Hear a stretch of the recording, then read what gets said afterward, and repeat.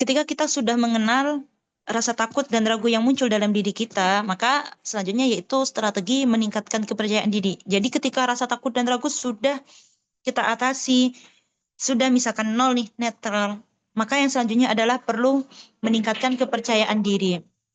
Yang pertama yaitu melalui pengalaman. Pengalaman ini apa ya? Pengalaman itu nggak bohong ya. Orang dengan banyak pengalaman itu biasanya memiliki kepercayaan diri yang tinggi. Misalkan dia adalah seorang penulis. Ketika dia menulis, dia sudah percaya diri, sudah jelas arah tulisannya, karena memang dia sudah berpengalaman. Atau dia adalah seorang penyanyi mungkin. Seorang penyanyi terus dia tampil di event yang besar, event pertamanya. Tapi ketika dia menghadapi event yang besar tersebut, mungkin buat sebagian orang itu bisa jadi menakutkan atau eh, ragu dengan diri sendiri. Tapi ketika seseorang mempunyai pengalaman yang banyak, kemudian dia dari pengalaman itu bisa mengenal dirinya sendiri, mengenali kemampuannya, maka hal-hal seperti itu meskipun terdapat keraguan, tapi akan tetap bisa teratasi. Kemudian yang kedua yaitu membangun kemampuan dan keterampilan. Kalau kita tidak percaya diri, misalkan kita ragu untuk masuk ke lingkungan yang baru, kita suka takut, insecure ketika ketemu siapapun. Barangkali memang kita merasa eh, tidak punya kemampuan apa-apa atau memang tidak punya, tapi bukan berarti kita tidak bisa memiliki keahlian atau kemampuan tersebut.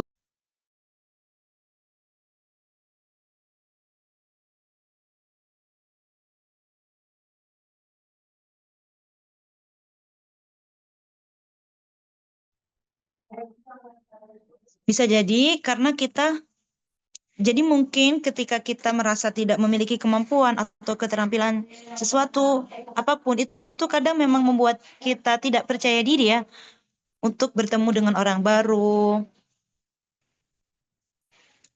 Tapi kemampuan dan keterampilan tersebut sebenarnya bisa kita bangun. Kita bisa tuh meningkatkan skill. Misalkan eh, kita itu masuk ke dunia kuliah dari dunia pesantren atau dari dunia manapun latar belakang kita, kemudian kita masuk kuliah. Nah, ketika kuliah kan kita dihadapkan dengan tugas-tugas yang kadang-kadang bukan keahlian kita. Misalkan bikin video, misalkan bikin makalah gitu ya. Tapi kan hal tersebut bukan berarti tidak bisa dipelajari. Jadi ketika kita mau mempelajarinya, ketika kita mau belajar, kita akan bisa dan ketika kita bisa itu maka akan timbul percaya diri. Ketika kita sudah percaya diri, maka kita akan enjoy dalam belajar. Kemudian yang ketiga yaitu membangun jaringan dan dukungan. Kadang-kadang percaya diri itu karena kita tidak pernah melihat dunia luar atau tidak pernah berinteraksi dengan orang yang lebih banyak atau dengan orang dengan latar belakang yang berbeda.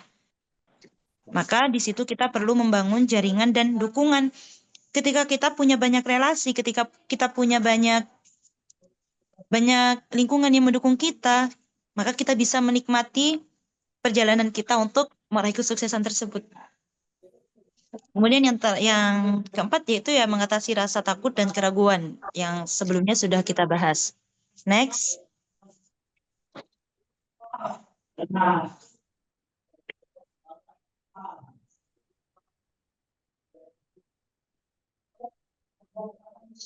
Nah, kesuksesan melalui kepercayaan diri. Banyak sekali kesuksesan itu yang dapat dibentuk melalui kepercayaan diri. Kita sudah bahas ya dari tadi kan sudah kita singgung. Langsung aja mungkin ke slide terakhir. Oke. Nah, jadi pada akhirnya kepercayaan diri harus dimiliki oleh setiap orang yang menginginkan kesuksesan. Kepercayaan diri adalah bekal utama dalam hidup. Jika belum memiliki kepercayaan diri, maka bentuk kepercayaan diri itu, ciptakan kepercayaan diri itu, karena dengan kepercayaan diri seseorang dapat menciptakan dan menemukan peluang untuk meraih apa yang dia inginkan. Terakhir saya ingin bilang di sini, percaya diri adalah bentuk bahwa kita juga mempercayai bahwa kita percaya pada ilahi. Karena ketika kita percaya diri, Kita percaya bahwa kita itu sudah dibekali potensi, kita mensyukurinya, kita memanfaatkannya, dan kita percaya bahwa Allah akan selalu membimbing kita. Kemudian untuk mengatasi ketakutan, sebenarnya hal yang sederhana adalah yang perlu ditanamkan dalam pikiran kita. Jika kita mampu berpikir negatif, maka mengapa kita juga tidak mampu untuk berpikir positif? Jadi mungkin itu yang dapat saya sampaikan. Kurang lebihnya saya mohon maaf. Saya kembalikan lagi kepada moderator. Wassalamualaikum warahmatullahi wabarakatuh. Waalaikumsalam warahmatullahi wabarakatuh. Ya, jazakallahu khair kepada Kak Kustonia ya telah menyampaikan materinya. Di keren banget ya.